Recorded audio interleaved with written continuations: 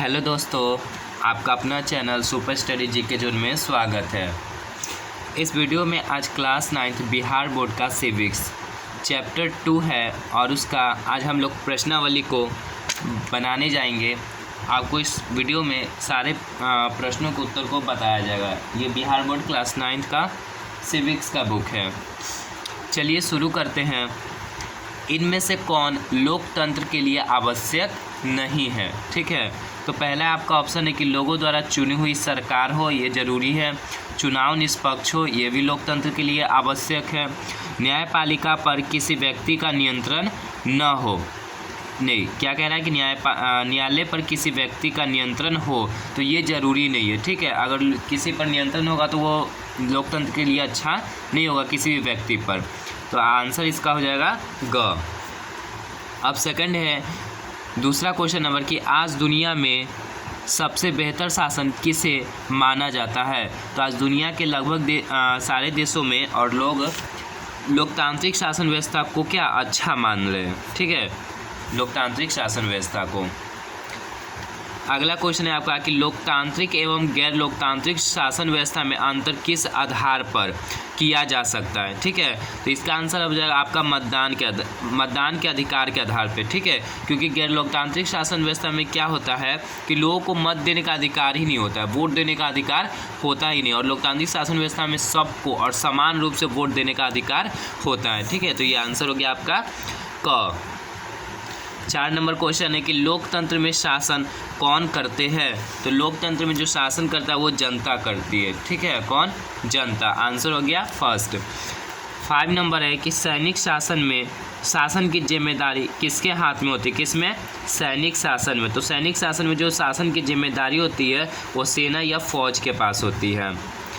अब देखिए 6 नंबर में कह रहा है कि वर्ष 2005 में बिहार विधानसभा के चुनाव में अनीता भी अपने माता पिता के साथ वोट देने गई थी, लेकिन अनीता को वोट देने से रोक दिया गया। ठीक है, उनकी बेटी को क्या हुआ? वोट देने से रोक दिया गया। कहा गया कि उसकी उम्र अभी वोट देने की नहीं हुई है। तो आप हमें बताएं भारत में वोट देने की न्यूनतम सीमा क्या है? ठीक है, आप कितने वर्ष के हो जाएंगे तब आपको वोट देने का अधिकार मिलेगा? तो है आपको 18 वर्ष। ठीक है, 18 या इससे जो ऊपर है वही क्या कर सकते हैं? वोट डाल सकते हैं। देखिए अभी 18 वर्ष वर्तमान में, लेकिन कहेगा कि पहले कितना था वोट देने का उम्र? पहले कितना था? तो पहले 21 वर्ष था। पहले जो आपका वोट देने का उम्र था वो 21 वर्ष था। 21 वर्ष से घटा करके कितना किया गया? 18 वर्ष किया गया। 7 में कि यहाँ आपके सामने कुछ शासन व्यवस्था का प्रारूप है, उनके सामने देशों का नाम है जो गलत है। ठीक है, आप मिलान कर उसे ठीक करें। तो पहला है लोकतांत्रिक शासन, तो भारत में क्या है? लोकतांत्रिक शासन व्यवस्था। ये हो गया आपका पहला। कह रहा है सैनिक शासन, तो सैनिक शासन कहाँ है? म्यांमार में, जिसका पुराना नाम बर्मा था। म्यांमार का पुराना नाम बर्मा था, यहीं पे सैनिक शासन। चलिए अगला है कि कम्युनिस्ट शासन, तो ये है आपका चीन में। राजशाही शासन कहाँ है? भूटान में। भूटान की राजधानी क्या है? थिम्पू है भूटान की राजधानी। क्वेश्चन नंबर 8 में कह रहा है कि यहाँ कुछ पार्टियों के चिन्ह हैं और उनके सामने पार्टी का नाम है। जो गलत है आप हमें यह बताएं कि इन चिन्हों के सामने कौन सी पार्टी होगी। तो देखिए पंजा छाप है आपका कांग्रेस पार्टी का।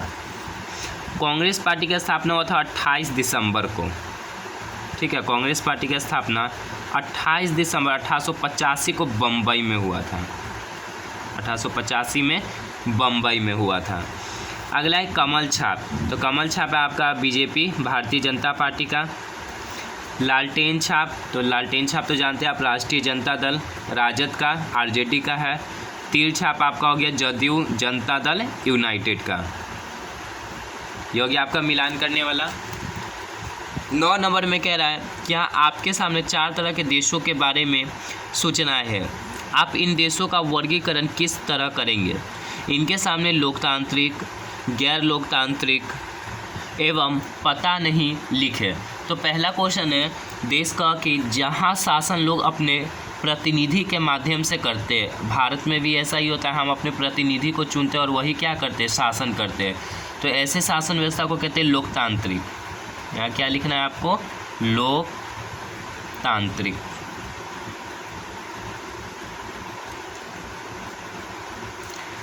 ख में कह रहा है कि शासन में फैसला लेने की शक्ति केवल सेना को है, तो ये लोकतांत्रिक आपका नहीं हो जाएगा, गैर लोकतांत्रिक हो जाएगा, गैर लोकतांत्रिक,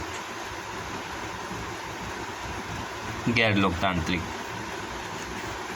ग में कह रहा है जहाँ पुरुषों के मत का महत्व महिलाओं से अधिक है, इसको लिख दीजिए पता नहीं, क्योंकि ये चैप्टर में ऐसा कुछ पढ़ने के लिए कुछ मिला नहीं, पता नहीं।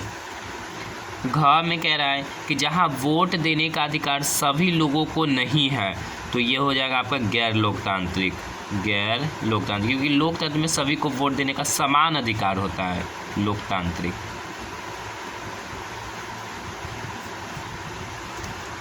10 नंबर, यहाँ भी 4 अन्य देशों के बारे में सूचनाएं दी गई है। इन सूचनाओं के आधार पर इन देशों का वर्गीकरण किस तरह करेंगे, यहाँ भी इनके आगे लोकतांत्रिक, गैर लोकतांत्रिक एवं पता नहीं लिखना है। चलिए, तो पहला कह रहा है कि चुनाव में एक ही दल के उम्मीदवार खड़े हो, तो ये आपका लोकतंत्र नहीं है, ठीक है, क्योंकि लोकतंत्र में बहुत सारे दल उठते हैं, ठीक है, और जनता को अलग अलग दल चुनने का विकल्प होता है, ठीक है। तो चुनाव में एक ही दल के उम्मीदवार खड़े हो, तो ये गैर लोकतंत्र हो जाएगा, गैर लोकतांत्रिक।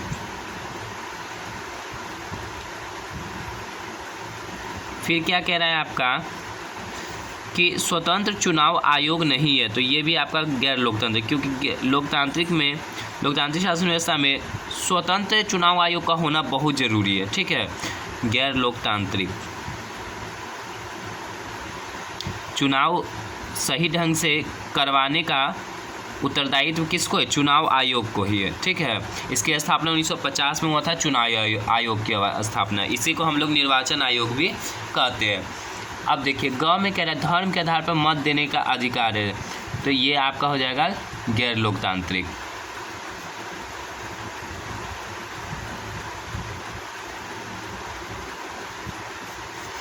मत देने से बुजुर्गों को रोका गया है, तो ये भी चैप्टर के बारे में नहीं इसमें लिखा गया है, ऐसे बुजुर्गों को रोका गया है। तो देखिए, लोकतंत्र में क्या है, सबको वोट देने का अधिकार है, ठीक है, बुजुर्ग को भी वोट देने का अधिकार है, तो ये भी हो जाएगा आपका गैर लोकतांत्रिक,